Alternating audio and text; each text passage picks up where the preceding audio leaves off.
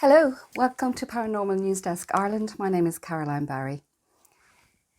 So I'm absolutely delighted to be with you. I kind of fell down the rabbit hole because I got very involved in the research for this particular podcast. So in this podcast, we are looking at EVP or otherwise ITC. Now, the reason I'm giving both acronyms is because this is an amazing field in the paranormal world, and it's relatively recent insofar as that it was the investigations using this kind of equipment for collecting electronic voice phenomena or instrumental transcommunication really began around the 1920s. So it might interest you to know that it actually goes that far back. So what is EVP? Electronic voice phenomena is when what are considered disembodied, disincarnate voices appear on either tape recordings or digital recordings, computers, or any kind of visual data or audible data on an instrument. And it is absolutely fascinating. Once you start investigating the world of EVP, you really do move into the hyper strange. I also find it quite creepy. So the reason I'm using both acronyms, EVP and ITC, is because it becomes very clear that there are two distinct groups and two distinct ways of using this kind of phenomena. So most of you will know electronic voice phenomena from ghost hunting programs, where the ghost hunters move into a specific site. They will use a whole load of technical equipment, including electrometers, I think, or electromagnetic meters that measure the level of electromagnetic activity in a particular space.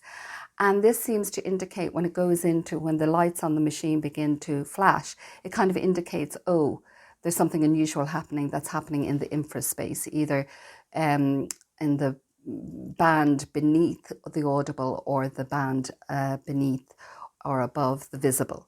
So it's moving into that infraspace, and that will measure, there's something going on.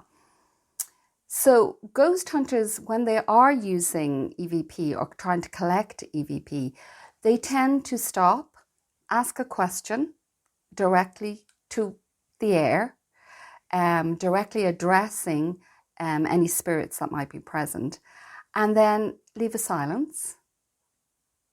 And in that silence, EVP can be collected, or certain data can be collected. You can hear some kind of conversation. Now, what tends to happen, and this is part of the thing that's a little bit kind of strange and creepy, is that you either have to clean up the noise to pick up what is being said. You have to kind of really tidy up the digital data, or you have to slow down whatever is being spoken, or speed up whatever has been spoken. So we're going to go into those kind of technical, strange aspects of EVP that were noticed very early on by early contactees with the dead. Now with ITC, instrumental transcommunication, there's a very different impulse here. So with EVP, it's a kind of pop in, have a conversation, leave a silence, pop out, see if you've collected any data. There's another way of collecting EVP, and I'm going to put everything that I am talking about, I'm going to put links for you to go and investigate, because it's just amazing the information that is out there. So there's an American Association of EVP that usually consists of bereaved parents or bereaved loved ones trying to contact those that they've recently lost. And again, this is a more prolonged relationship. This is where the living constantly go to the machine, constantly talk to their deceased loved ones, and are beginning to get conversations back from the deceased loved ones. So that's a bit deeper again into the whole thing of electronic voice phenomena. And I'm going to put the link to the American Association of EVP, because they have collected really strange, really lovely communication from dead loved ones. And I think in this particular case, it's mostly children to their parents. But instrumental transcommunication, I would like to say, is a very different thing. It's actually a group of, this is going to sound bizarre, but very well-educated people on Earth at this very moment in time are actually working with a team of scientists who are dead and on the other side. And those scientists give themselves the name Timestream. And the name is very important because they say that time is a very peculiar phenomena and that death doesn't exist. And you might think, okay, now you've just gone way down the rabbit hole, Caroline. But let me reassure you, there is at the moment a Portuguese diplomat by the name of, well, she's now retired from her diplomacy, but she was a Portuguese ambassador called Anabela Cardoso. So very well educated. She's a polyglot. She speaks 5 languages. Very sensible, very measured lady, and she's working with a group on the other side. She's years and years of recordings with the dead. She's written loads of books about it. These are physicalized recordings, so you can hear them. And she is working with Rio do Tempo, which is Timestream in Portuguese. And that is a group that is working with her. Now, we're going to go into some very strange and wonderful people. There's also the wonderful Dr. Gary E. Schwartz. He is, again, a PhD educator. I just want to try and find out. This is from my book. I know I feel like I'm promoting my book, but actually you're not in any way obliged to go and look for it online or buy it. But this was a book I wrote at the beginning of lockdown in 2019, just to occupy myself. And in it, I'm looking at the dead. So we're going to be looking at some of these. So here's his name. Dr. Gary E. Schwartz. He's a professor of psychology, medicine, neurology, and surgery. He's working on the Soul Phone project. So he has received his PhD from Harvard. So this is not an intellectual slouch. This is somebody who works hard. And he's working with a team of electrical engineers and physicists. And he also works with mediums. So I don't know if I've stated which university he's currently working in. For some reason, Albuquerque is coming to mind, but I could be wrong. And again, I will correct that and put it up in my notes. But he's working with a scientific team on the other side. Now, I'm smiling because I hear myself and I know how mad this sounds. But it's very interesting once you get deep into the history of EVP. I had to do some cards because it's so detailed, really the whole field. So with the Paranormal News Desk Ireland, we always use as a jump off point Irish paranormal phenomena. And I want to draw your attention to guys in Northern Ireland. There's these 2 guys, they're ghost hunters in Northern Ireland. Very sincere, very genuine, who are going to old houses and just investigating, are there any, some of them have a reputation for being haunted, some of these houses. Sometimes they're just abandoned and the guys walk in and they film and investigate and again collect EVP. Now these guys have collated a whole kind of 10 minutes of extraordinary EVP. And the reason I want you to go and listen to it is that there's a couple of really strange phenomena attached to the voice being projected onto digital recordings. And if you listen to the EVP collected by these 2 men, the EVP themselves seem to have, the voices that they seem to capture, seem to have a Northern Irish accent. And that's very interesting to me. And it was something that has been noted. Anabela Cardoso talks about this. There's a couple of accusations that have been made by people regarding electronic voice phenomena. And one of them is that, it is in and of itself an extraordinary ability, if it is so.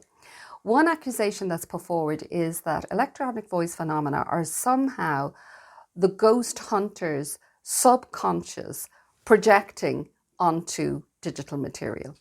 Now, if that's the case, that's still really interesting. But if you listen to what the guys have collected, you'll hear there's one or two voices that don't sound like they originate from the ghost hunter. And I'm not in any way saying there's some kind of cheating going on. These guys are very sincere. They're very sincere. You can hear it. They're very courteous. They're cordial to the spirit world. But this was an accusation that has been put up by people who just feel that the electronic voice phenomena is a weird pattern-making capacity of the brain. Now, the reason that they say this is that quite often, in most cases, in not all, but in most cases, you have to excavate the sentence from a lot of white noise, from very weird distortion, from something that almost sounds like there's a technical problem with the machine. The only thing is that when you analyze what the voices are saying after you've extracted or excavated it out of that situation, syntactically, the sentences are structurally correct. They do seem to have an independence outside of the researcher or the person, the ghost hunter who is talking. And I'm going to title this video, or I probably have titled it now if you're looking at it, The Weird Things the Dead Say. Sometimes what has been spoken is so bizarre that you're left grappling, trying to figure out what do they mean by that sentence.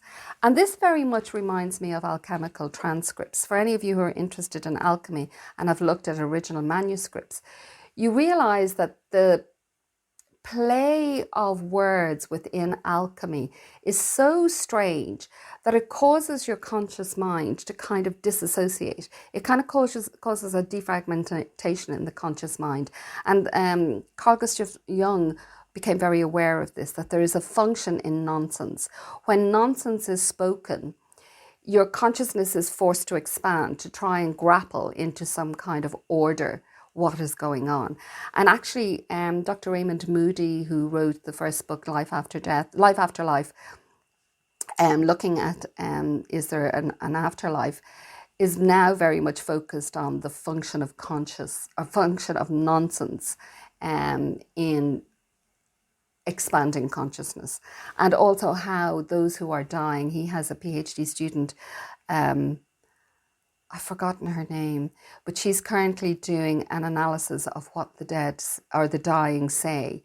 And quite often there's word repetition, and quite often there is a use of nonsense. So when her father, who was a linguist, this particular PhD woman, who I'm afraid I can't remember her name, but when her father was dying, he was a linguist. And one of the things he said was, there's so much so in sorrow.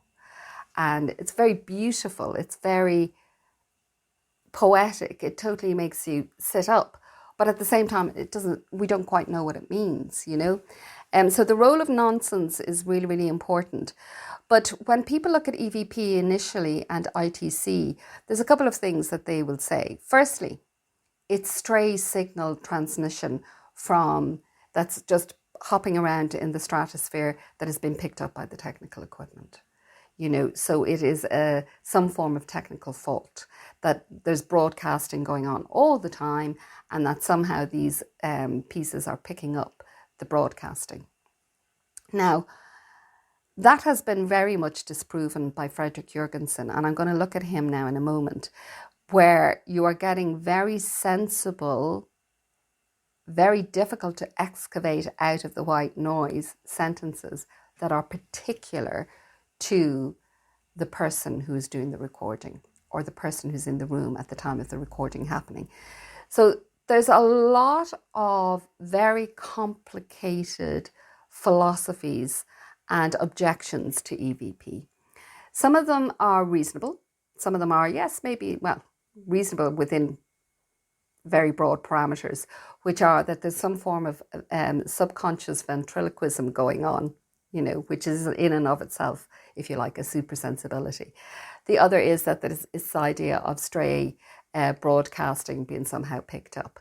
But we're going to look at so many people with regard to this that really, you know, I hope it ignites an incredible curiosity within you, that you'll go and actually look up, is this actually the case? So the first people I'd like you to look at are the Ghost Hunters Northern Ireland. They have got some very interesting EVP. And as I say, it sounds almost like if there was a possibility, because the accent is so particular to the region, the dialect is so particular to the region, the intonality is so particular to the region that they're in, that you could dismiss it quite easily. But if you keep listening, and the further you go into the stuff that they've put up on YouTube, you do hear, oh no, hold on, that doesn't sound like anything like the person that's there. You see that EVP, the electronic voice phenomenon, use gaps, use silences, and the sound is very strange, and it can be extremely disconcerting, particularly if you go now and you listen to, I'll have put the American Association of EVP, which is called Full Circle. When I put up their work, it can be very disconcerting how the dead are seemingly using stray material, stray radio signals to make contact. So this brings me to the work of Anabela Cardoso, and we'll then go back through the history of EVP because I'm just so fascinated by it. Anabela Cardoso, who was the Portuguese diplomat who for many years was an ambassador for Portugal. She, as I say, she's a linguist. She speaks 5 or 6 or however many languages. And she says when on her recordings, it took her 2 years. She was 2 years pressing the recording equipment every evening. I think she had a basement where she set up all this recording equipment. 2 years hearing nothing. Now, I must say I'd have given up, but she's very persistent. So she had 2 years of nothing, and then suddenly she made contact with, I think it was a guy called Carlos from Rio de Tempo. And she had a whole relationship and friendship with him. And he then eventually ascended to another plane. So we're going to move into a very bizarre geography of the afterlife. And I'm going to try and interconnect where my research sees correlations. But just firstly to discuss what EVP is according to her. She says when we die, obviously we don't have a larynx. Obviously we move into another plane. All the information coming through from everybody who's been researching EVP, and even from earlier mystics like Swedenborg or people like Yogananda Paramahansa, from a lot of different sources, they say you still have a body. Now, it's a form of an energetic body, but it still feels quite physical to you. So she said what they have to do, because they are now operating from a completely different dimension, from a completely different plane, they have to, in fact, utilize either to kind of vocalize the larynx and to organize their thoughts differently, because they seemingly have multi-perception. They seemingly can see 360 degrees. They can use, they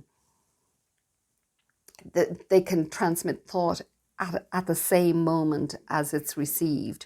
So there's no slowness there. The time has no meaning there. So they end up utilizing, in this dimension, either voices that are already in the room and picking up on the vibrations of those voices, splicing into them and knitting together sentences that we can pick up on EVP. They'll use stray noises, white noise. So this is what you find particularly with early EVP researchers, they use an awful lot of white noise. The other thing that they seem to have to do, and constantly this is spoken about in all these researches, is that there's choirs that sing, and they will sing messages, and they will utilize maybe broadcasts that are happening of music, but will excavate sound out of that, make a sentence with it, and then reinsert it into the receiver. So the person will have to listen to what's being sung so as that they can excavate the information out. It's extremely complicated, extremely complex. But you have people like Jurgensen, Konstantin Raudive, and Anabela Cardoso who show again and again and again, there's something going on. So let me tell you how it all started for me. It must have been the very, very late 70s, very early 80s. I came home from school and found my mother sitting at the table reading the evening press. Now, the evening press was a standard broadsheet, no longer in print, but they had an article about a guy in it. And she looked up at me and it's funny how one little conversation planted a seed that here I am 30 years later, more, utterly besotted with it. But she said, "You're not going to believe what I'm reading. There's a lad in Sweden who has gone out with a tape recorder into the middle of nowhere in the countryside to record bird songs. And when he listened back to the recording, he heard his dead mother." And I'm thinking, no, I don't believe that. That's very odd, And as it turned out, many years later, when the internet was invented, and I could input, Swedish man hears his mother on tape recorder, I discovered Fredrik Jürgensen. And Fredrik Jürgensen is very interesting. He was born in Odessa in Russia. So he would have been born, I think, in the 1930s. It was certainly, maybe even earlier. I can't remember what date he was born at now, but he was born in Russia. He trained as a painter. No, he trained as a singer. And I think he trained as a singer in Palestine. And he witnessed an incredible amount of poverty, civil war. He saw an awful lot of really horrific images of people dying, like really saw them physically die in front of him. He saw great deprivation, and that had a really profound effect on him. But he was an artist. He trained as a singer. Something happened to him that he couldn't continue as a singer, but he always talks about how it trained his ear. And that's very important because that is a huge faculty that you have to have. And everybody talks about this. You have to learn how to hear the voices on the instruments. And then he became a painter and trained as a painter, and finally ended up living in Sweden, married, was making a documentary. And I think he was making a documentary on Tsarist Russia. But for some reason went off to collect birdsong down by a lake in the middle of nowhere in Sweden. And when he played back the recording, this is what he heard. He heard his mother's voice, and he heard, "Fredrik, you are being observed." So very interesting. And that really got him thinking, was it that his mother was telling him she was looking at him, or was his mother warning him, "You're being observed, you're being looked at"? So once he heard this, he got hooked, and he started to really research this idea of connecting with the dead. Like his mother had passed away. Here was her voice. He recognized it. So he was utterly flummoxed. So the first question he asked himself was, am I a schizophrenic? Which is a very reasonable question to ask if you start thinking you're hearing voices. The thing was, other people could hear the voice on the recording. So that was a kind of a nice, reassuring, well, it isn't just me. And it was his group and people around him that put forward the idea that perhaps there's some form of subconscious ventriloquism going on. So he started this whole process of investigating the idea of connecting with and contacting the dead. Fredrik Jürgensen is his name. He ended up writing a book. Now, his next theory was, well, if he wasn't schizophrenic, was it actually aliens? Because this is a time when UFOs were being spotted all out throughout the world. It was coming up in the late 50s. World War II, we'd seen a lot of Foo Fighters. There'd been a lot of mention of Roswell was happening. So all that was going on in the background. So we thought, look, maybe it is aliens. And when he was titling his book, he called it Voices from Outer Space. Now, he subsequently changed his mind around that idea because he felt the communication was so very much particular and recognizable as friends of his who had passed on and died. That he actually is convinced, no, these were transmissions from the land of the dead. So I'm going to analyze and look at, this is where I got lost, you see. I ended up reading his book because it was so incredibly engrossing. It's a little bit irritating as well because he tends not to put full transcripts down. And you're kind of going, but I want to see the transcripts. I'd like to make an assessment on what you think the dead were saying. Some of them he does put down. And this is the other thing about EVP. There's a few characteristics. So you're excavating from the sound that you have recorded. You really have to tidy up and clean, but thankfully equipment is getting better and better. The sentences are always incredibly short. They're done in short spurts. They kind of, and he would even discuss this, the kind of profile of the sentences. The words can kind of run together. Now, the other thing to be aware of is that Jurgensen was also a polyglot. He spoke 8 languages, I think. He was an extraordinary linguist.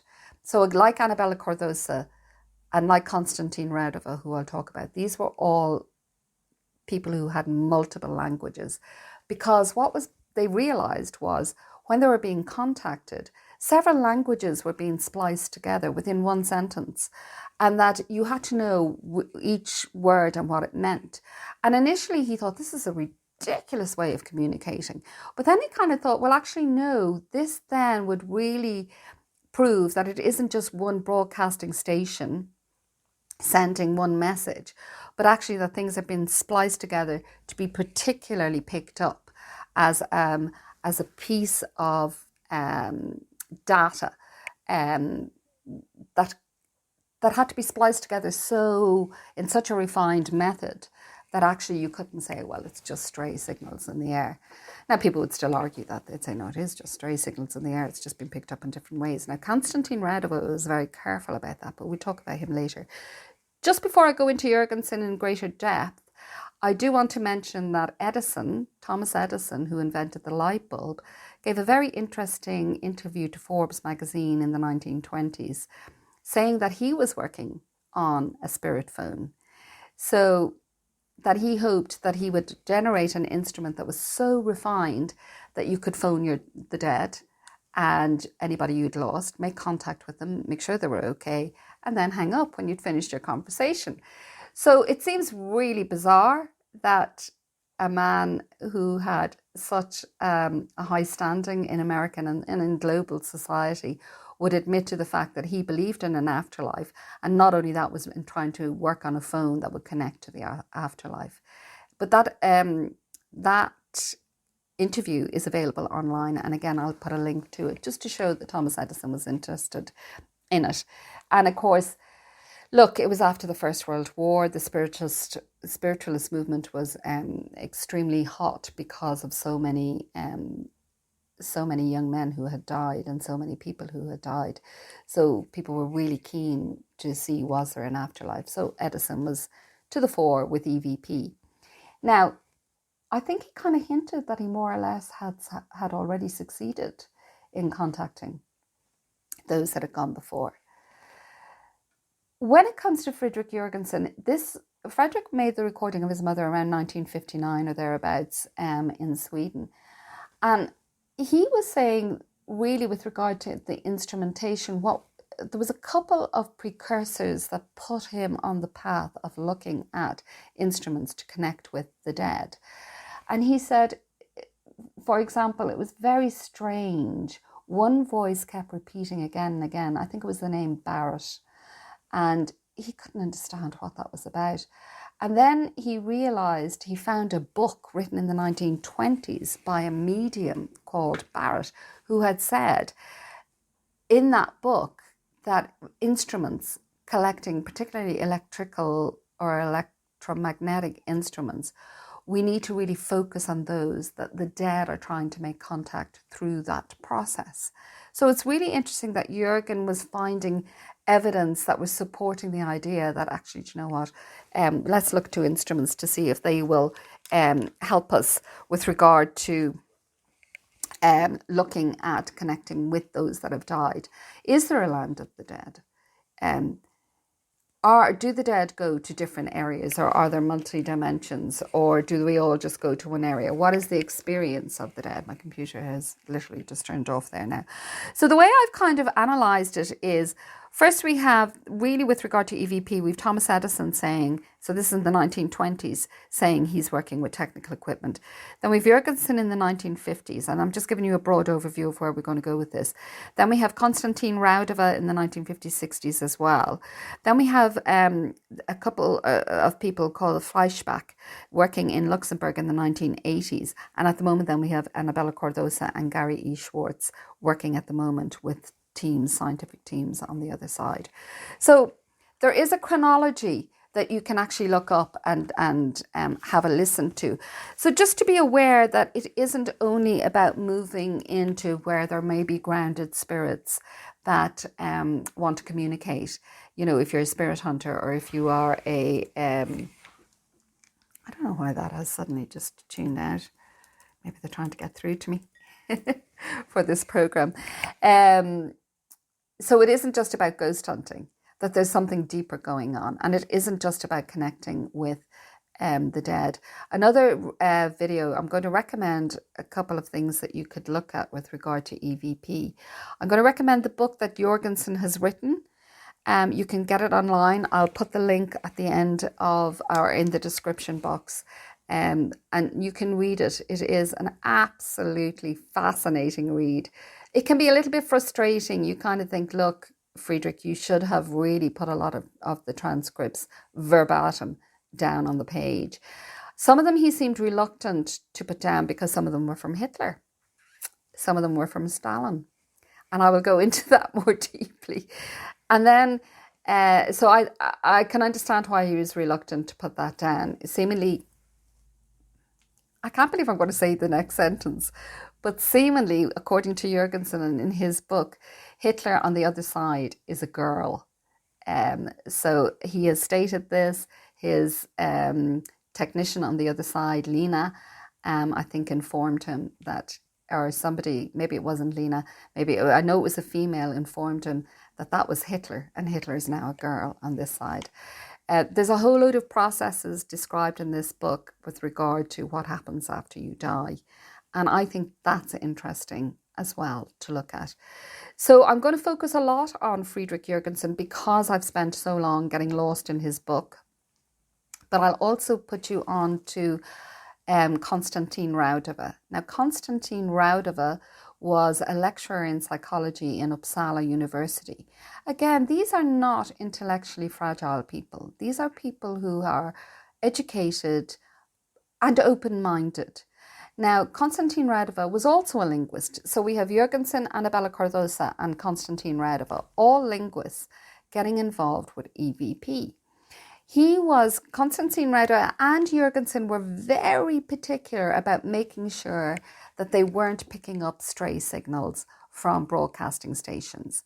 I know Raudive was really particular. I'm going to put a link to the BBC. The BBC did a podcast on electronic voice projection, but it's not terribly in depth. So I'd like to think this is a more in-depth podcast for you to go off and kind of investigate. But Konstantin Raudive was really clean with regard to making sure he had a whole load of technicians around him, making sure that he was not getting any stray signals when he was getting EVP. He was actually very inspired by Jurgensen. So they were both Jurgensen was Russian. Konstantin Raudive was Latvian. And he went to meet with Jurgensen after he'd read Jurgensen's book. I think Jurgensen called his book Voices from Outer Space, because I think by the time he was writing the book, he hadn't quite decided it actually was the dead that he was hearing. I'm just going to see if I can get, because it's on my phone, which I'm now using to record this. Let's see, Jurgensen, or Genson, book. Friedrich Jurgensen, sorry now, but I just want to get you, I mean, I put it down, D-R-I-C-K, I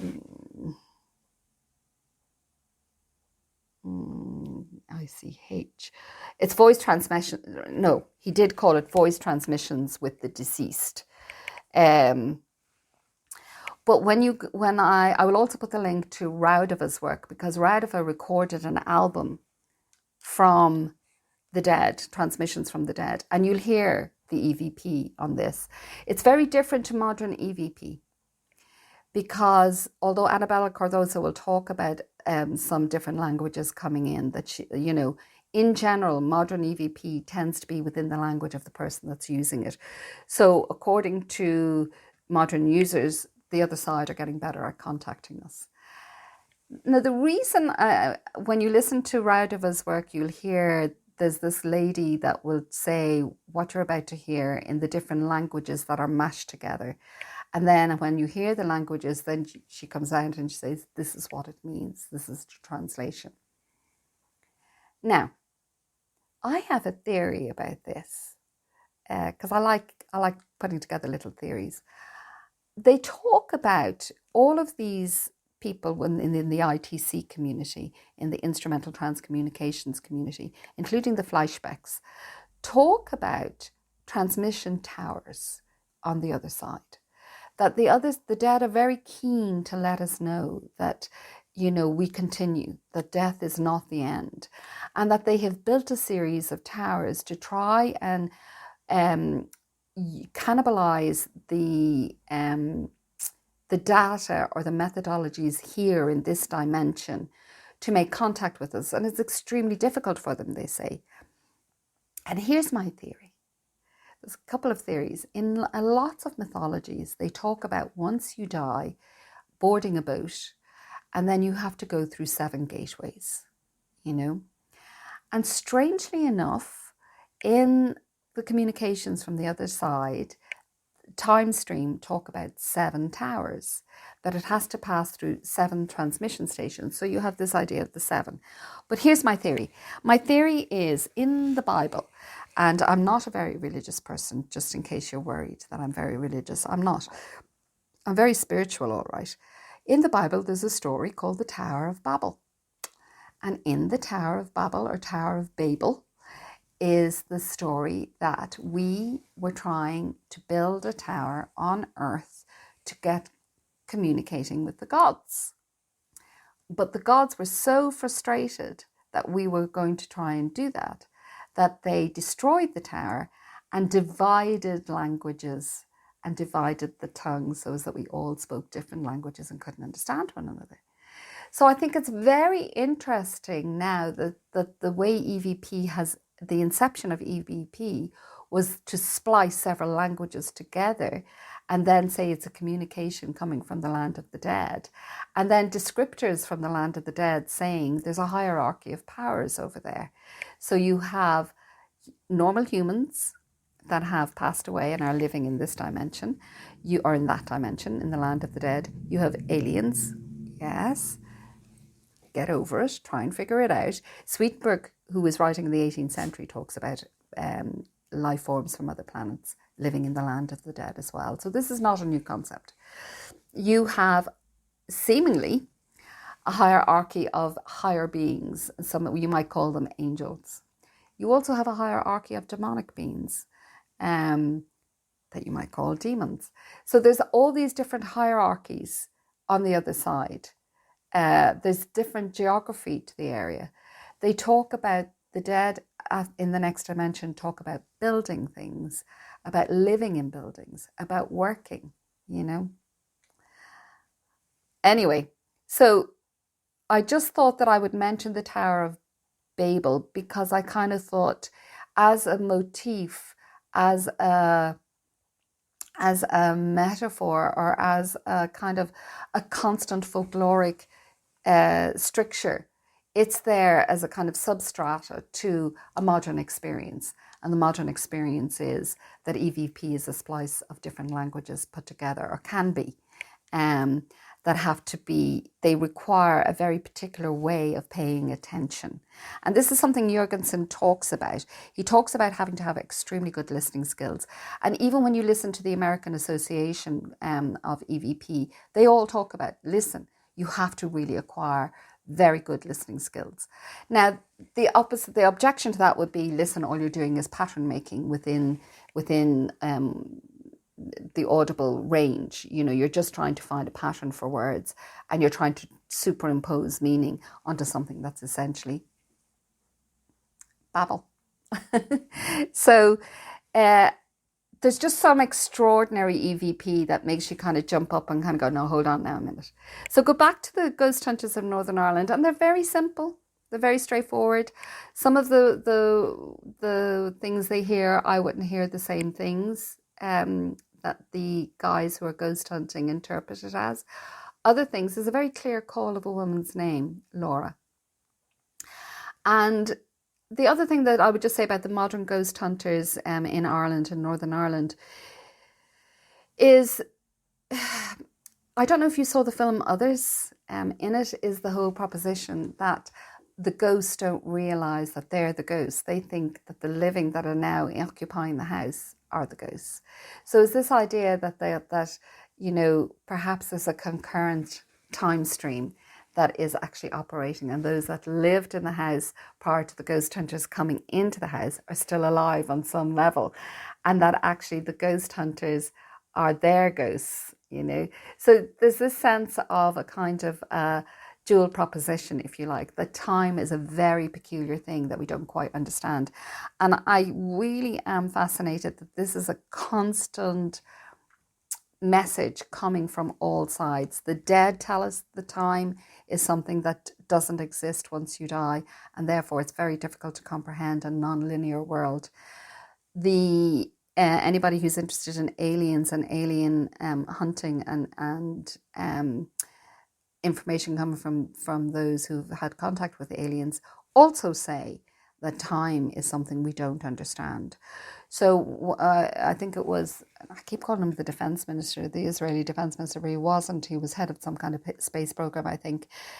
He had just admitted recently that we are in contact with aliens, and until we understand time and space, we've no idea what we're on about. I know any physicists out there listening will be pulling their hair out, because time and space is not a separate thing. The two are so intermet that they're not individual, So space is something that comes up again and again and again with Friedrich Jürgensen. So what have I done now in my sound cards, or in my cards here to remind me? You have to excavate the sound, and that is one of the creepy things. And also the other creepy thing about the sound when you listen to EVP is that they sometimes use male and female voices all mashed together in one sentence, and it really is disconcerting. It almost sounds like you can feel your skin, your flesh kind of crawl a little bit sometimes when you hear the stuff, because it can sound very frightening. But when you listen to the content is very beautiful. So, for example, with the American Association, the content is children telling their mothers they love them, or their family they love them. But it's sometimes said with such a weird use of computerized male and female voice, and sometimes song as well. And this is something you'll hear when you listen to the Konstantin Raudive recordings done in the 70s, and you'll hear song being used, that the words would be sung, that the Konstantin Raudive would ask a question and the answer would be sung back. So very odd things. Anabela Cardoso talks about this as well. She talks about listening to the most beautiful music, these beautiful choirs, singing from the land of the dead. And again, this is something that turns up in a lot of mystical books, or a lot of mystics would speak about the music of the spheres, the music, the choral music, the choirs of angels, So it's just, again, very spooky, strange, paranormal phenomena. So one of the first things the dead said to Frederick, his mum said, Frederick, you are being observed. So for a long time, he did think, well, maybe it is space aliens. And actually, I might move on to, I'm going to go back to, no, let me just read some direct speech. So again, very strange things that the dead are saying. This isn't so strange. This is from a friend of Jurgensen's who had passed on, called Flack. And Flack got through on Jurgensen's machinery, and he said, I know. Oh, I know what's happening here. Is that not plugged in? Just bear with me. There's something going on with... yes, I hadn't done that. Hopefully that has recorded. Let's see. There we go. Okay, I was down on 5%. So hopefully the rest has recorded. So anyway, we're back to one of the communications from the dead, the land of the dead, from a friend of Jurgensen's called Flack. And he said, I know, I live, no dying. I with Jurgensen on tape. Here lives Flack. So you can see it's a very extremely short sentenced, really not fluent. You know, this is not a very like it's you understand it, but it almost seems like he's speaking something very like a foreign language, like you are speaking to somebody as though they're a foreigner, you know, so you're over something, you know, I know, I live, no dying, I with Jurgensen. Why doesn't he say, you know, I'm with you, Frederick, on tape, here lives Flack. So you can hear the kind of, you can hear the quality of that sentence, you know, or those sentences, those small staccato phrases. Most EVP tends to come through like that. And again, if you're considering that the sound waves have to be distorted through so many difficulties. The other thing that comes across, particularly from the Timestream group, which again I'll put upside down, I'm doing a lot of the Timestream work from memory because I was really reading Frederick's book for most of the preparation for this broadcast. But I do remember with Timestream, they do talk about they're working with a technician. The scientists are working with, on the other side, the dead scientists on the other side in Timestream are working with a guy they call, or a woman they call, the technician. And he seems to be a very higher, almost angelic being. He seems to have ascendancy over the technicians that or the people, the scientists that he's working with. And that technician is very cautious because they sometimes have had to close down power stations, they've said, or transmission stations. I can't believe I'm going to say the next phrase, but I am going to say it, because of possible demonic contamination. And I feel very weird saying that, but that's the information that's come across. And I suppose the thing that I think of immediately there is Aldrin, the astronaut, when John Kerry went down to Antarctica at that time, I think it was 2014, and seemingly, wasn't it Aldrin? I think it was Aldrin. One of the astronauts anyway went down as well. They brought him down. So the world was kind of going, what's John Kerry doing down in Antarctica? You know? So the UFO community were, of course, immediately sitting up, kind of going, and why are they bringing an astronaut down there? And then, what was his name? I think it's Aldrin. Tweeted, this is something really evil down here, and God help us, you know. So it does make me think that, you know, there are good and evil forces. Now he deleted that tweet immediately, and so I'm just saying, with regard to what Jurgensen is saying and what Timestream are saying, that the dead are being really careful with how they transmit to us, because there are dark forces that will want to piggyback on what is being said and will want to infest humanity for their own reasons. Presumably it's the age-old idea of that the soul has great value, and that there is a desire to harvest souls. And this is a really old idea. Actually, I didn't realise I was going to mention it here, but I will mention it here. If you know of Goethe, the writer Goethe, he wrote Dr. Faustus. So in other words, he wrote about that very famous play about selling your soul to the devil. And, you know, how you had to be really careful not to sell your soul to the devil. Now, what it might interest you to know is that on his way to Leipzig in the 1780s, I think it was, maybe it's 1760s, maybe it's, well, sometime in the 18th century, when Goethe was on his way to Leipzig, he wrote this amazing play that has captured the imagination of the world for hundreds of years. While he was on his way to Leipzig, he saw a UFO, and he wrote about it in his diary, that he saw this circular machine with lots of lights. So it would appear to me that part of the alien agenda is this desire to splice a bit of an earthling's soul to their own species or their own kind. And that actually the soul has some kind of currency in terms of the universe.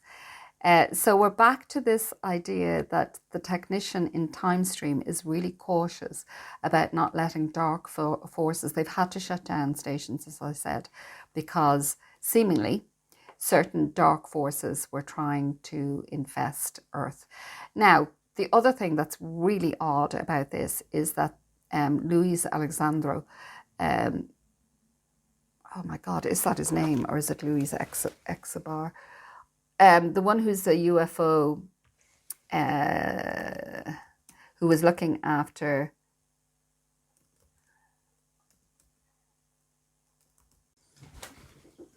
okay, I found his name. Sorry about that. So it was Luis Escobar was talking to Curt Jaimungal, who's a physicist who works on the theory of everything, and he does amazing podcasts on UFOs. But Luis Escobar said that people in the Pentagon shut down ATIP and investigations into UFOs for fear that they were letting in demonic forces. Now that sounds incredibly medieval. It sounds very hyper-religious. But let's suppose these are sensible people. Just let's suppose that they're not hyper-religious, that they actually are holding office and are reasonable, non-hysterical, non-religious people, but that they're looking at data and information that's coming through to them and thinking, this reads very like demonic forces. And this is way beyond our pay grade and way beyond our capabilities. Let's shut it down until we can figure it out. To me, that's a sensible decision. And I would always assume that, I would tend to assume that people aren't necessarily driven by religiosity. So Luis Escobar himself has said he was disappointed by the attitude. I would rather err on the side of caution. And if you want to call it demon, that's okay. If it's reading in that kind of profile, that's all right. You know, and if you've made that decision, that's okay. So the technicians, seemingly Timestream talk about it, that the technicians on the other side are very cautious about the transmissions and very cautious about contact because they feel that there are darker forces that can actually infiltrate. So it seems very odd. Just to really quote, I want to look at some direct quotes. With Jurgensen's book, I mean, it is an amazing book and totally worth reading because he postulates very interesting ideas regarding the dead and what they're going through and what he's witnessed that are really, really before their time. He talks about the holographic universe as a form of plastic dreamlike projection, way before the theory of the holographic universe was first postulated in the 80s and 90s. So he's ahead of his time there because he's looking at something and kind of going, that reads like a hologram, only he didn't know that it was a hologram. So that's very interesting. Also, the processes, his book is interesting with regard to what happens directly after you die.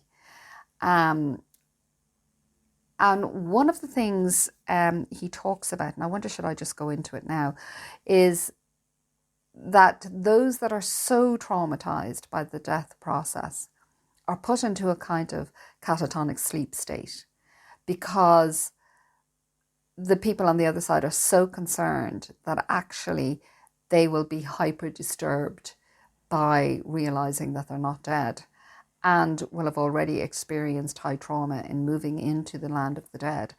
So Jurgensen talks about this, that the voices came through and communicated with him, we're now waking up, so-and-so.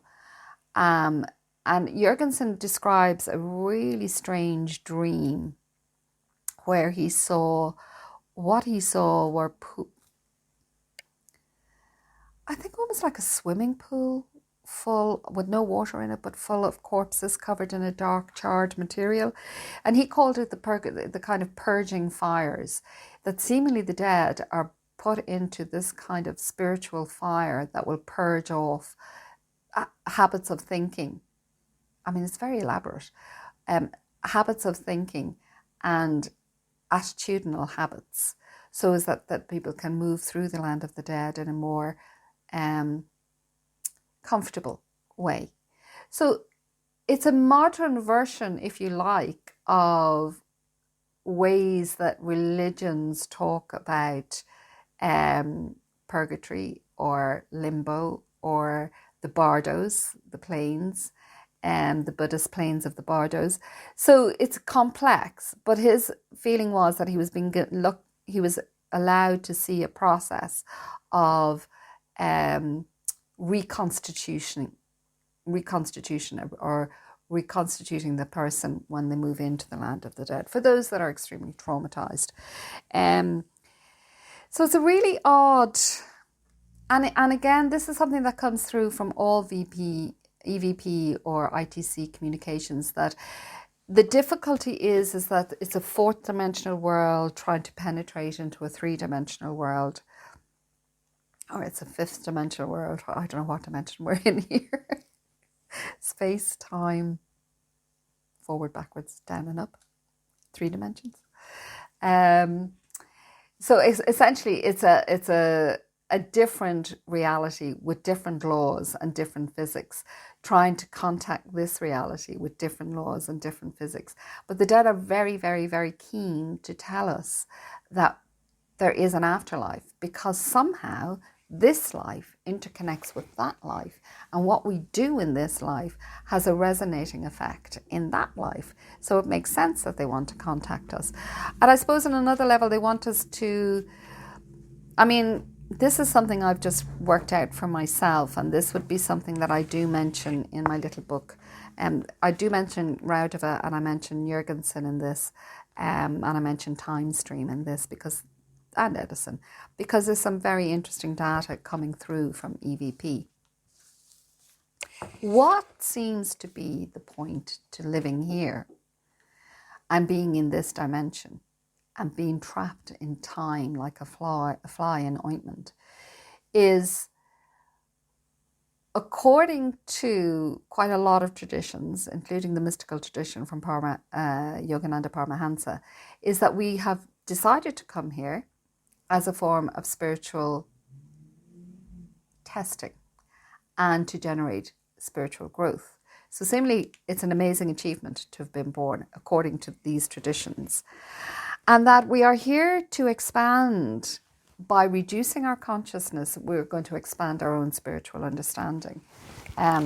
Just seems a very odd idea, but at the same time kind of makes sense. And then the other thing is that we are here to develop the virtues, which seems hyper. There's a religious tonality to that, but there's nothing we can do about it. It's seemingly one of the reasons we're here. But one of the virtues, which might interest you, other than the usual, be kind and don't be greedy and don't hoard and don't kill, one of the virtues is seemingly to develop the virtue of self-respect. And that's interesting, because that teaches on the idea of egotism and self-worth. So they would say you're moving towards self-worth. So let's look at some of the other strange things the dead say. So again, Jurgensen's book, he doesn't you really have to pick through it to find direct quotes from the dead. And I find that, I wish he'd just done a whole chapter dedicated to just writing direct script. But he doesn't, because he has so many other things that he wants to tell us about the land of the dead and about his journey into becoming more and more expert at picking up these transmissions and becoming more and more convinced that there is an afterlife.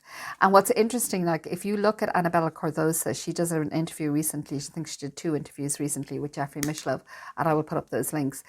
On her bookshelves behind her, she'll have she's a photograph of Frederick Jurgensen. She thinks he's just wonderful. And he does actually come across as an extremely interesting human being. So here's other quotes from the land of the dead. Listen, listen, listen. Hear, spelled H-E-A-R. We're driving. Hear, H-E-A-R. We speak from the other side of the sky. Listen, our program. For the radio, the sky is clear. It in sky, your relative. So, little Hugo was in Molembo. We couldn't. He was already dead. So you can hear there that the punctuation is really strange. Somehow the syntactical structure is still understandable. The sentences are short because there's a lot of pauses and dots. So we're driving here, which is interesting. And if you go to mediums, they'll always talk about the land of the dead on the other side as though there are cities, as though there are cars, as though there are so many correlating similarities that it's kind of almost like just this world replicated, except it's not. Let me tell you the story. I don't know if I told you this in the last podcast, about a friend of mine. We went to see a medium and I didn't find her particularly good. She was somebody my father recommended because she said, Dad was saying the police use this one to help them out with some of their investigations, which is another thing that people don't like to know, but it seemingly is true. So anyway, we went to this medium. She was an elderly lady. She lived in Portlaoise here in Ireland. And I didn't, as I say, have a great reading with her. She suffered from narcolepsy, which was made for an hilarious reading. So she was doing the cards and half falling asleep and yawning at the same time. But anyway, my friend came out of it and she was white as a ghost. And she said, oh my God. And the woman used to make tape recordings of her readings. And my friend, I think her name was Helen, said, you're not going to believe, that woman is amazing. And I said, really? She didn't tell me anything. And she said, when I went in, she said there were 2 young men there. And she said one of them was pulling up his jumper and showing me the Ireland jersey. And the medium kept saying, he's really thin, he's really, really skinny, he's really, and the jersey is really important for some reason. And she said, do you know who he is? And my friend Helen said, yeah, I do know who he is. That's my first partner. And he was buried in the Irish jersey and he died from a heroin overdose. He was really, really skinny and he died from a heroin overdose. And I remember thinking, oh my God, okay. And then she said, the medium said, and there's another young man with him. And they didn't know each other in this life, but they know each other on the other side. And this young man keeps pointing to his head. And my friend Helen said, I know who that is. And she said, who is it? She said, that's my brother. My brother was a mechanic at a fairground, and he was mending something when a roller coaster carriage rolled down the line and decapitated him. And he was horrifically killed.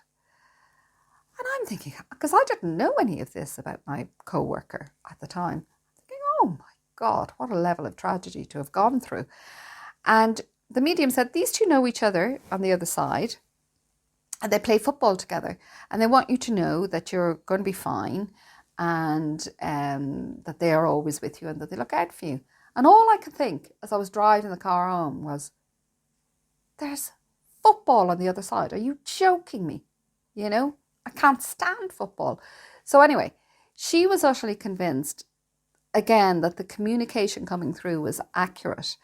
Why did I get onto that? Oh, the idea of similarities of worlds. The idea that there's football on the other side. I mean, it's just my idea of hell. But anyway, there you go. That there are people, there are communities on the other side.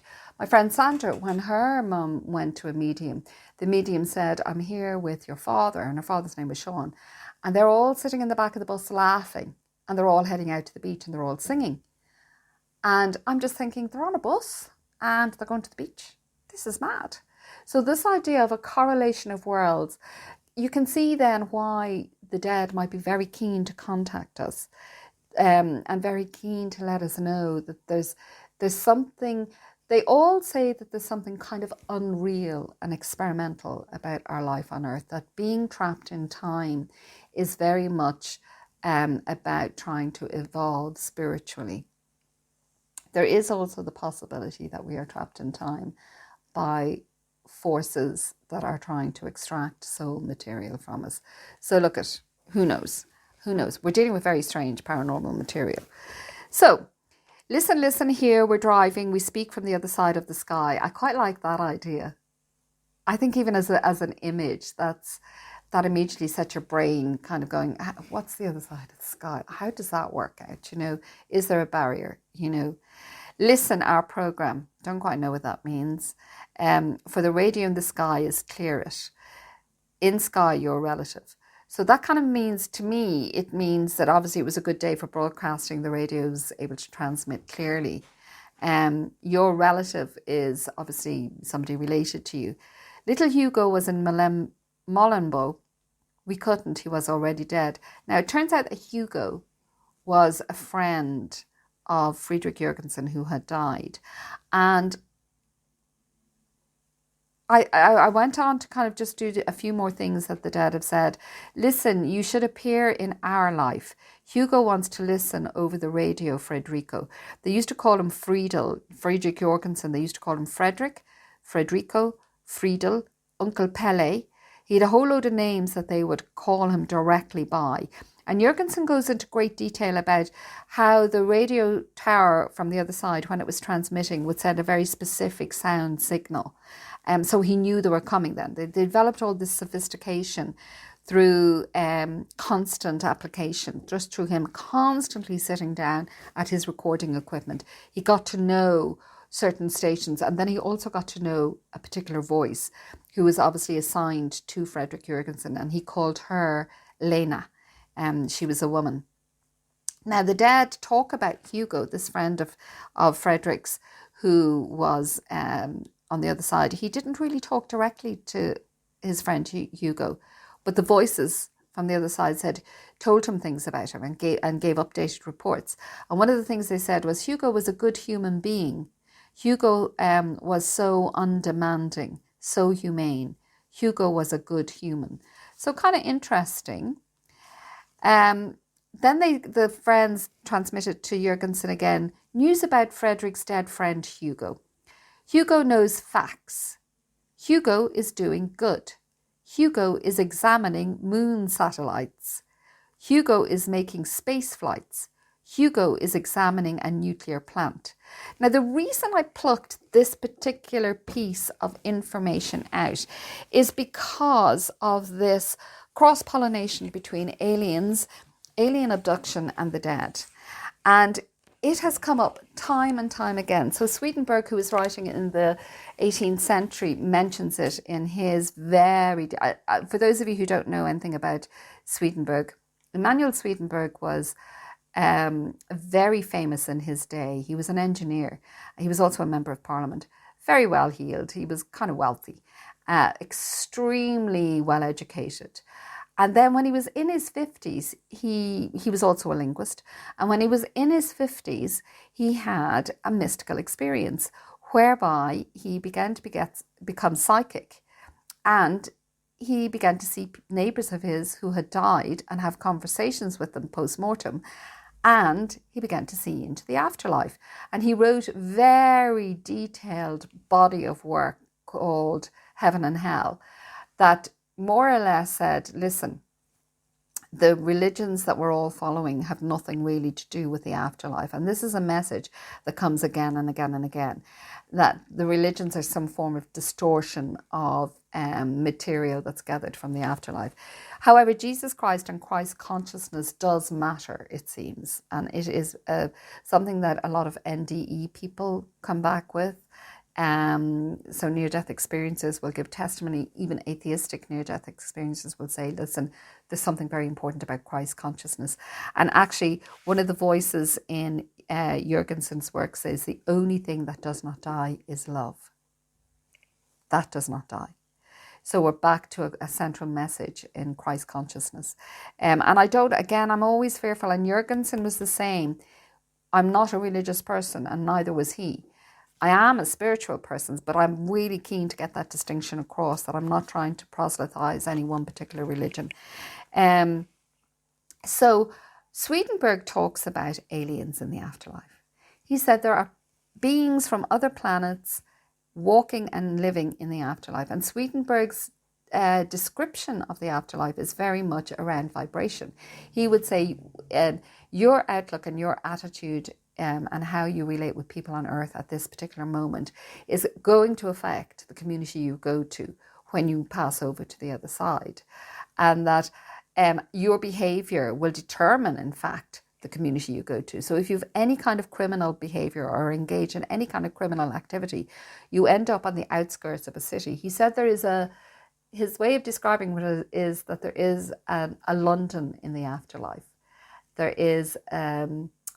There are cities that are kind of sister mirror images, if you like, of cities as they exist. So somehow this world mirrors the next world. And what's so interesting about that, just do a little jump for the moment, is if you look at the Scholes experiment, if you look at that film, The Afterlife Investigations, you'll see that they get EVP, but they also get visual ITC, instrumental communication. So they get photographs from the other side. And one of the photographs they were getting was London in World War II. And they're trying to say this exists on the other side. So Swedenborg would be the first to postulate that actually there are sister communities and sister situations, but there are also other things going on. There are aliens, and he said people from other planets are there. I'm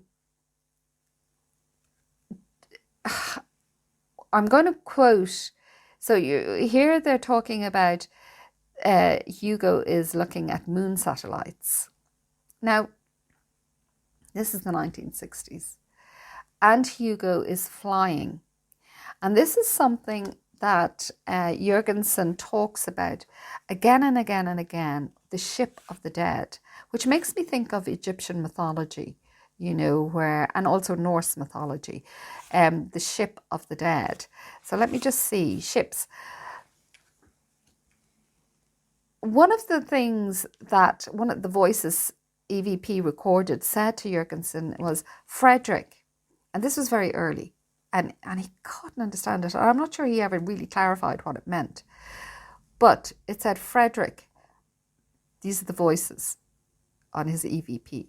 So the voices of the dead say, Frederick, when you translate and interpret during the day, every evening, try to solve the truth with the ship in the dark. And Jurgensen goes on to record something else much later. And this is where he always speaks about time doesn't matter over there. And everything is a continuous stream on the other side. Whereas here we're really bound by it. That word ship and the ship in the dark just constantly kind of, it throws us a kind of a troubling seed, a troubling blade into his consciousness that kind of spins and keeps reminding him to go check the whole idea of the ship of the dead. So a woman says to him, Freddie, so here's another pet name from Friedel, Friedrich, Freddie, Uncle Pele, Frederico. So Freddie, we're watching the dead, we're sitting on the ship of the dead are sitting too. It's really strange, isn't it? Then it says, Friedrich, we're flying, or Friedel, we're sitting in the ship of the dead.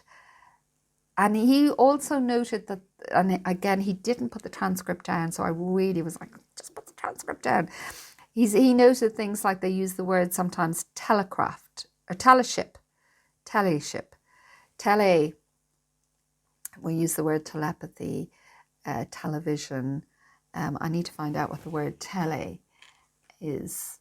Let's just look up tele, T-E-L-E,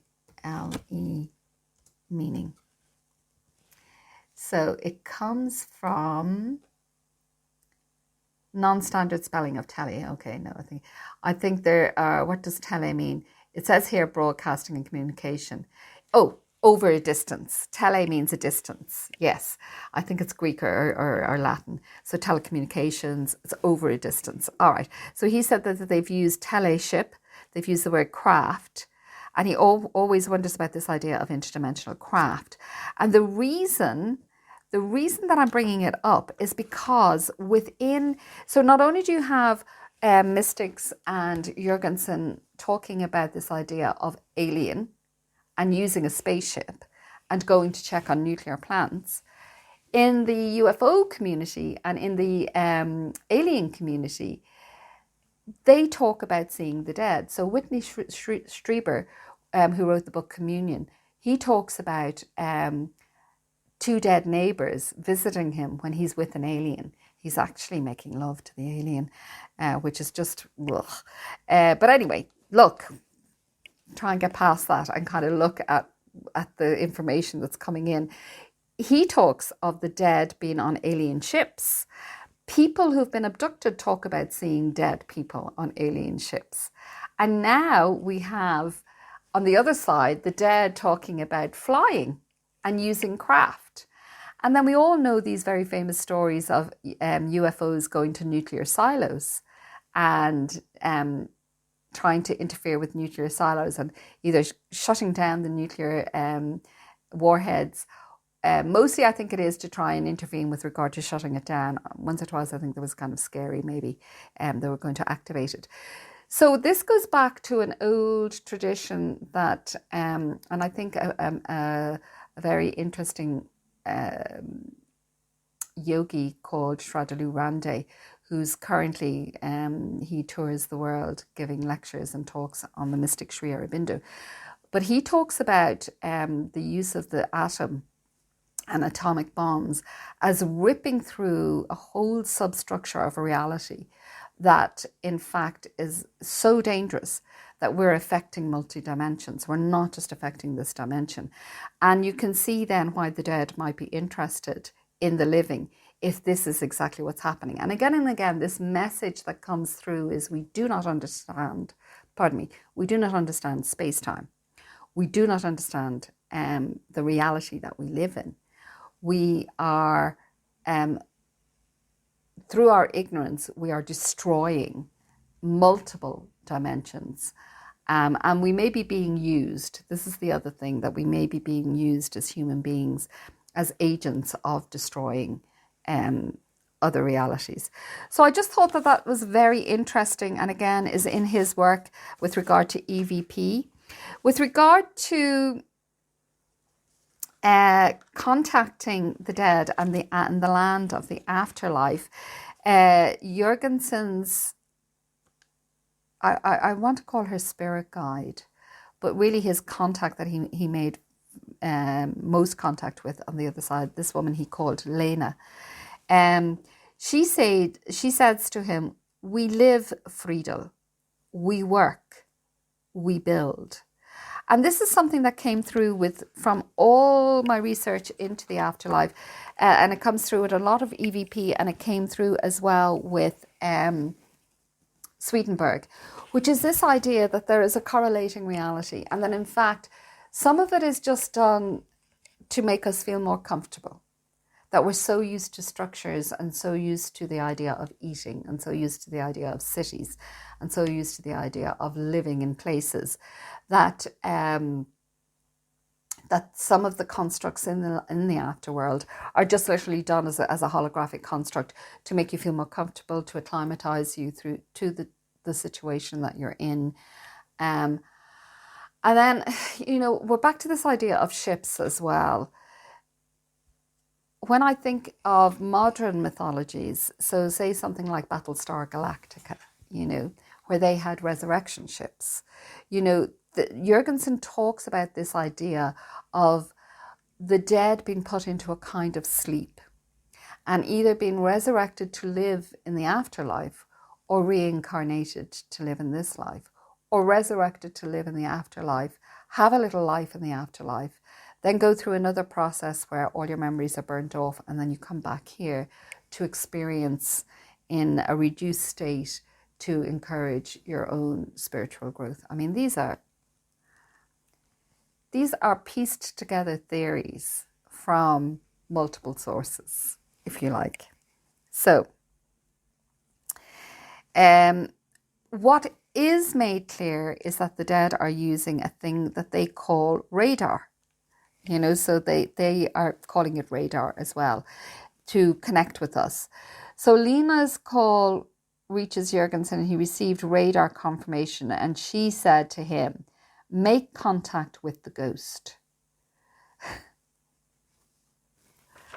It's pretty straightforward, I suppose. Use your machine and make contact with the ghost. I have little notes here about the dead being sleeping, and there are, I think I took some of Hitler, some notes. He was very reluctant to, because of course he was in that generation that had seen the Second World War, that had seen the dreadful charisma and carnage of people with who could put whole communities under a spell, also like Hitler, or ideas that could put communities under a spell, and Stalin. He talks, I just use one quote. I mean, there was one lady, as I said, that said she was friends with Hitler and that Hitler was now a girl. But why I found this interesting was there seems to be some kind of instruction going on. It's very small, as usual. It's a typical profile of an EVP. Staccato, small, kind of strange. So Jurgensen describes that sometimes the voices of the dead came through very clear and very sonorous and very awake. And then other times people spoke as though they were emerging from a sleep.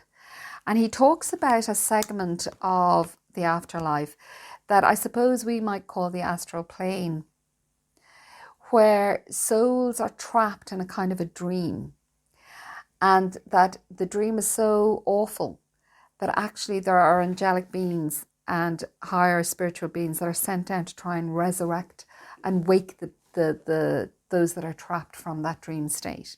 So it's lovely to think that there are rescue parties that are out there working to retrieve souls. But think about modern metaphors that talk about that. So the Matrix film would be a modern variation of a paragraph that's written in Jurgensen's book around this idea that the people are trapped. And you can see with the Matrix, they were trapped in cubicles. They were trapped into, and again, it was all about electronic communication. It was about feeding off the electricity from each cell.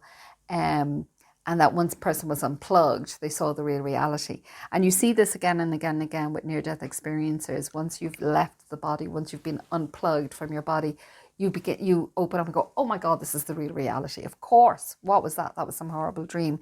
So those metaphors and those motifs occur again and again and again and are refreshed again and again in society.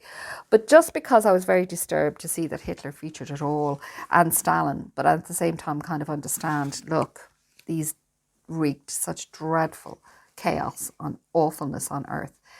So Jurgensen said he heard Stalin call Hitler. And Stalin goes, Adolf. Now, that was all that was said. And Hitler then replied, what do you want? I am dead. Which, I don't know. I don't know what to make of that. I don't know. But Lena comes in and tells Jurgensen they are waking Stalin. So I don't know if you're woken up over there, and then they kind of go, no, he's not ready yet. Put him back to sleep. But so this is what I'm interested in, because he describes this idea of the purgatorial fire, where you burn off. In Sanskrit, it'd be called the samskaras. So where you burn off habitual attitudes and habitual psychological responses. So I'm just wondering, is this what Jurgensen is talking about? And that people are woken up, and if they haven't really been fully kind of restored to a more moral, more kind outlook, they're put back to sleep again and put into the purgatorial or whatever it is, the purging fires that would burn off those samskaras. I don't know. But anyway, I thought it's an interesting proposition. Lena says they are waking Stalin. Then a woman says, so almost as though Stalin has been woken up, and a woman looks at him and says, one should not kill. And then Stalin seemingly says, forgive me. I don't know. I don't know what to make of any of this, except that it's utterly fascinating. Even if this is, if you like, a kind of record of a collective unconscious, or it's an attribute of the collective unconscious, it's still incredibly interesting. It's utterly fascinating. And I just can't, years and years ago when my mother told me this story, it stuck. It stuck to the point where now I'm just fixated with EVP and ITC communication. So the next person we move on to after Friedrich Jurgensen, who, as I say, wrote this book, and hopefully you'll get to see it. I'm hoping that his work is available. I'd love somebody to actually put direct quotes. And again, you'd have to be a linguist. But hopefully he's done translations in whatever language, one language, hopefully, that could be printed. I'd love to know if that is available. I haven't seen anything like it online, but I do think it would make for a really interesting reading, because I feel like you're putting a jigsaw together. And that's the thing about EVP. There is a particular veracity to the transmissions that make you think they're so odd and they're so particular to the person, because they invariably would state the name of the person's whose attention that they want, who's alive. So if they were contacting me, they would say my name, or they'd say my pet name. And they would refer to very particular facts that only the person listening would know. It's a very odd phenomena. So Friedrich Jurgensen published this book, and it was a huge bestseller, Transmissions from the Dead.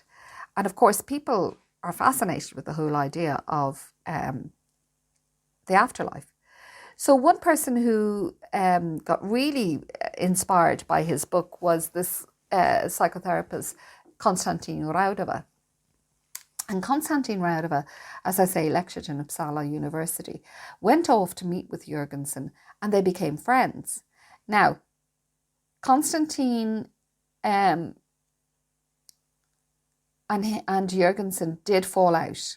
I can't remember why, but they did fall out eventually. The thing about Konstantin Raudive was he's the one who produced the album. So I'm going to put the album on the link in the description box so you can listen to it. You can come to your own conclusions. You can think it's signal hopping. You can think it's signals spliced together through forms that we still don't know, except every now and again, there's a direct mention of a name. There's a direct mention or a direct response to a question that's been asked that makes sense. So even if it is some kind of accidental splicing together, the fact that it makes some kind of sense and has a particularity to it is paranormal. I don't know why I'm kind of apologising for it. I'm really fascinated by this, and I do think there's something really strange going on. But I suppose, look, we have to look at all possibilities. And the idea that we make patterns, out of stains. Leonardo da Vinci always said, when you look at a stain, keep looking at it, because you will see eventually some kind of beautiful work of art. You'll start to see patterns. Same as clouds. What's it called? Parandola or something like that. Anyway, Raudive recorded Again, he was a linguist. Again, he was a polyglot. I think he's something like 6 languages. I think Jurgensen had 8, and again, Anabela Cardoso has about 5. So that album that he wrote 3 albums, or he recorded 2 albums, and he wrote a book. And as I say, the BBC have done a podcast, which you'll see in the description box below, and they use some of Raudive's material because he was incredibly particular about making sure that there was no signal interference from any other transmission or broadcasting statement. So just to quickly go through some of the things that are said on that album, From the Dead. And again, you'll hear this kind of sing-songy, you'll get some voices that are done in this kind of sing-songy voice, like Santa, somebody called Santa, but they say Santa. So there's a song kind of to it, which is still a bit creepy. But anyway, so the way Raudive constructed the album was he got a woman in a very clear voice to state, this is what you're going to hear. You're going to hear 2 languages. This is what you're going to hear in these 2 languages. Then you hear the thing. Then she does the translation. So Raudive is talking to some spirit on the other side and asks the spirit his name. And it happened to be an old friend of Raudive's who was, I think, a doctor of some kind. And the doctor's name was Fry. And you hear very clearly the response, Fry. So a voice says in 2 languages, I think it might be Latvian and German. So this is what the dead are saying to us. You are sleeping. You do not want to believe. And again, and the same with Jurgensen's work, the dead are always trying to tell us, you do not die, you do not die, you do not die. We live. We live, Friedel, we live. And he can hear his mother, and he hears another aunt of his, I think, and he recognises their voices, and they keep saying, we live, we live. I don't know if any of you have seen, there's a couple of interviews that have been thrown up on YouTube, supposedly from an alien interview. Don't know. But again, the alien in the interview says, you don't die. So there's this message coming through from all our modern mythologies and motifs, or from sources that are trying to really seriously say to us, you don't die. And I suppose with all of the NDE near-death experiencers, they're not coming back from the land of the dead. They're coming back from a border area. They're coming back from what's called a holding area. It's usually a beautiful garden. It's usually full of the most exquisite iridescent colours. And usually you're greeted by either a dead relative that you've known and loved, or an angelic being. So all near-death experiencers will tell you they haven't been to the land of the dead, but they have been to this kind of holding area, this beautiful garden. Once you move into the land of the dead, it seems you're brought to a house of healing. Now, I got this information from Timestream, so I'll go into that in a moment. I'll just read a bit more from Raudive. So another quote from the album, if you listen to it, Breakthrough, it says, people don't believe in life after death, Raudive says. And a German answers, that's how they are. That's how they are. And actually, that brings me to a very interesting interview that a medium did with Jeffery Mishlove. The medium said he's been in contact with his dead lover, and he sees his dead lover very, very frequently. But Jeffery said, well, what happens to all these skeptics who don't believe in the afterlife when they get to the other side and they realise that there is an afterlife? And the guy's name, the medium's name is August, or August, which I think means somebody who's quite earnest. I think the translation of that name is that. But anyway, August said, well, actually, when they get to the other side, they don't believe in here. And I kind of think, yeah, that kind of makes sense. Anyway, so now Konstantin is told by a team on the other side, again, they name him. So if this is spliced from the air information, and if it is a facility of our subconscious to organize invisible data and throw it down onto tape or recording equipment, it's pretty impressive paranormal capacities, But anyway, otherwise it's definitely from the land of the dead. And they say to him by name, Konstantin, do work. So they're giving him instructions. And this is something that comes through again and again as well from the other side, which is they're very keen and they keep trying to make technical developments to reach us. But they're very keen that we stay focused. They talk about us not having attention and capacity. And this is something that Jurgensen talks about as well, because it's a real strain on the listening, hearing ear. He talked about having to kind of reduce speed or pick up speed, or even that you're extracting from kind of musical sentences something that makes sense, but that we actually lose interest. Our capacity to pay attention is very poor. And this is quite a global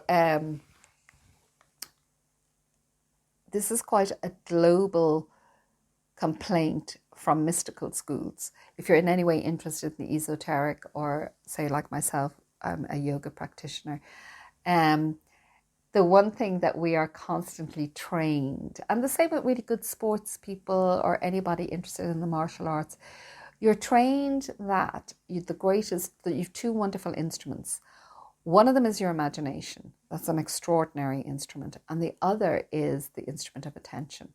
And that actually, through left brain functioning, we tend to not be able to hold our attention on one thing for a long time. We can hold it on a subject that runs forward, but concentrating on just one thing for a long time has a profound effect on your consciousness and on the thing that you're concentrating on. So that's an esoteric tradition. It's within all mystical schools that your attention is an instrument, and that actually our incapacity to pay attention for long periods with what the yogis would call one-pointedness is actually something we really need to focus on. So what else was said to Konstantin? I mean, that album, those two albums, Breakthrough, I think it was 2 albums. Oh my God, they're so creepy to listen to,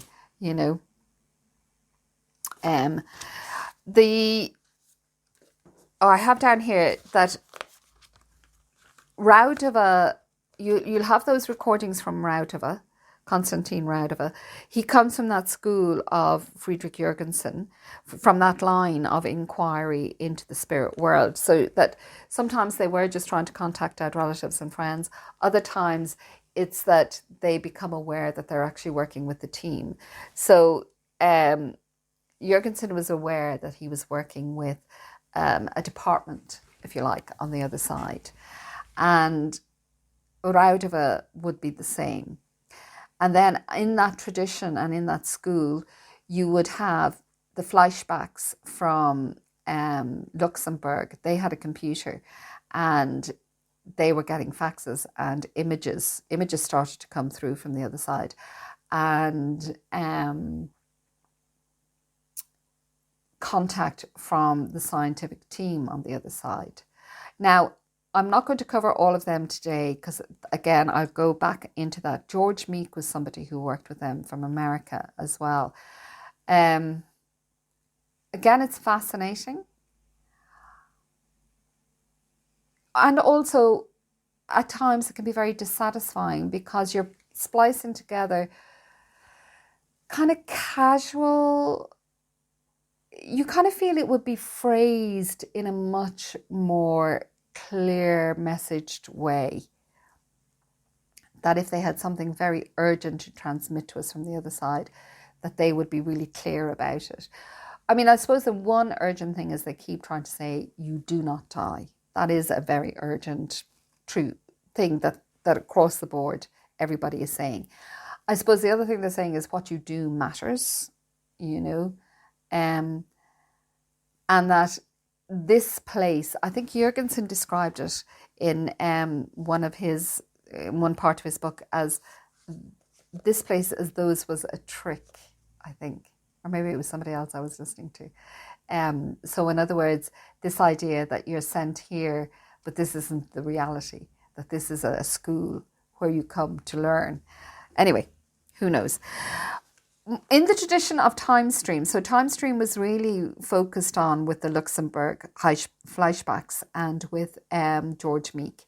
And I'm going to talk a little bit about Timestream, but really I'm doing it from memory because I just adore Timestream. But I got so knee deep in Friedrich Jürgensen's book that I haven't had time to really correlate and get together a lot of information about Timestream, but I will put up the site in the description box below. I do quote a little bit from Timestream here because there's a scientist that's working on the other side, and her name is Svenja Salter. And Svenja Salter is mentioned by Anabela Cardoso when she's in an interview with Jeffery Mishlove. And again, I'll put that podcast up.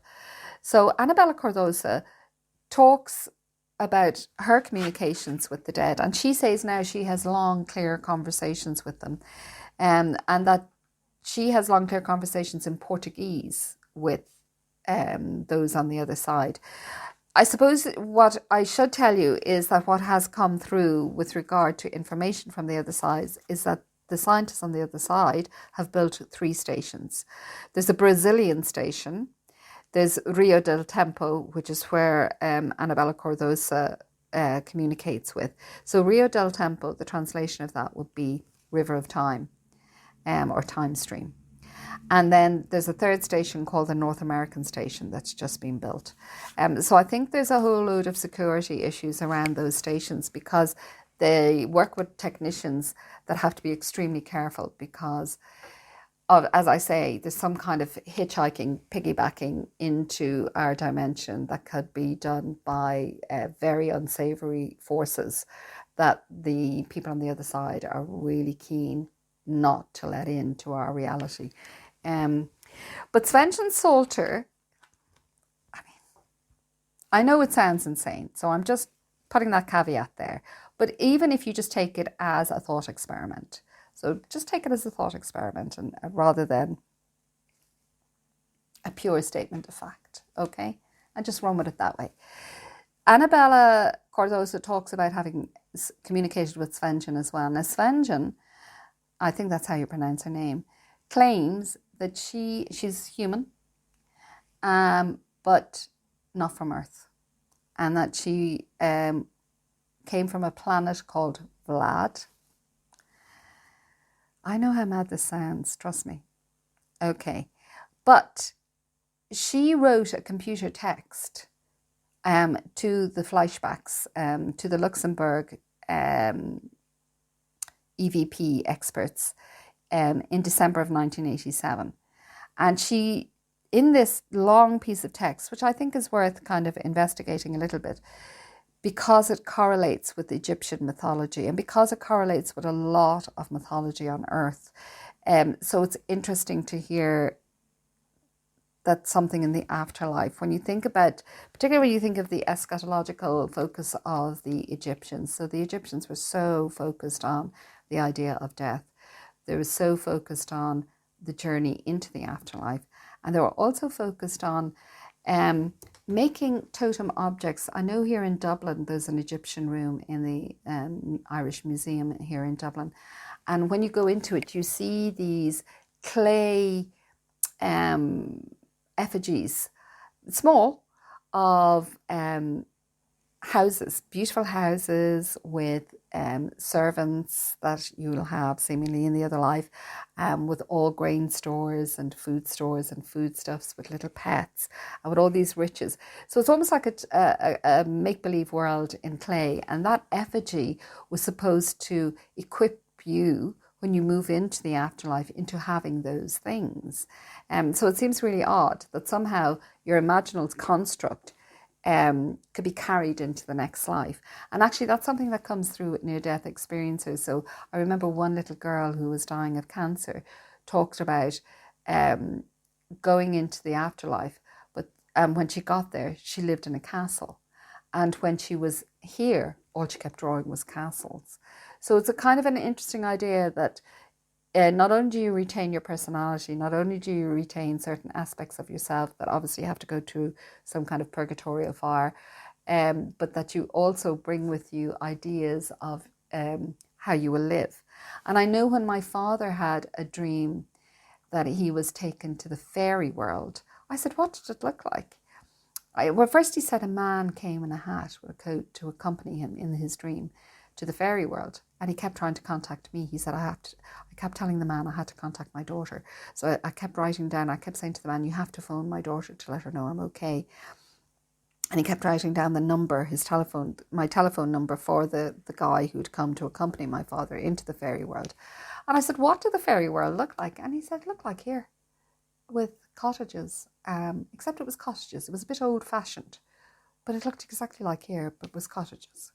So I think that idea of this reconstruction, and again, it's something that comes up in the documentary, The Afterlife Investigations, which is looking at the Scholes experiment.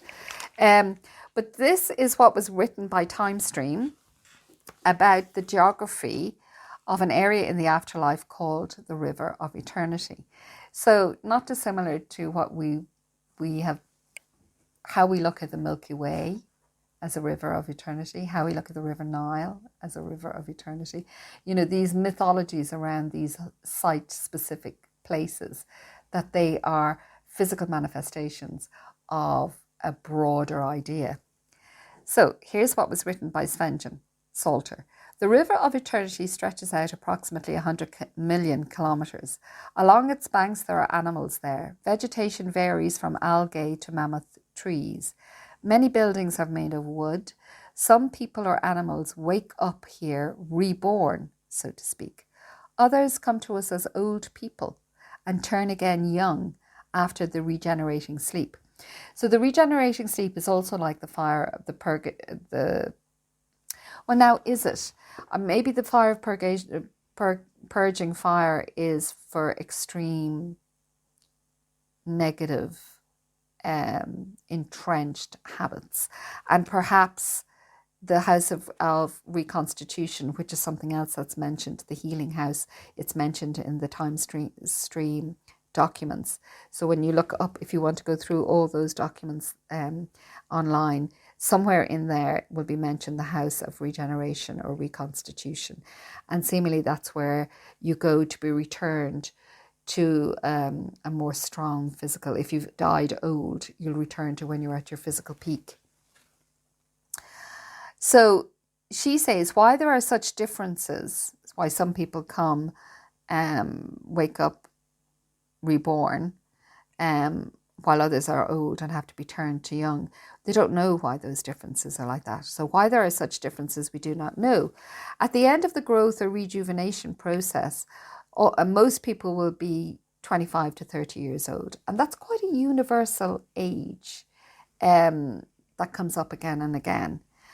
Animals will be at an age of vitality and well-being. So it's very heartwarming. I have 2 dogs here and I have 7 cats wandering around.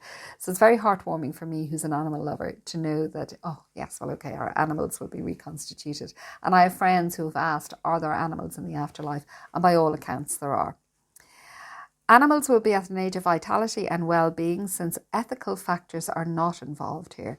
So this is interesting. So maybe with regard to Jurgensen's purging fire, the ethical factor. And again, sounds religious, so I don't want to come across as proselytizing, but it seems to matter if we act ethically.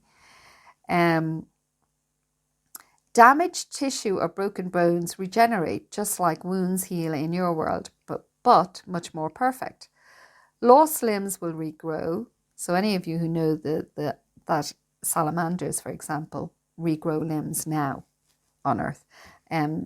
Dr. Rupert Sheldrake is very interesting about the morphogenetic field, in particular in relation to salamanders and newts who can regrow limbs that have been taken off.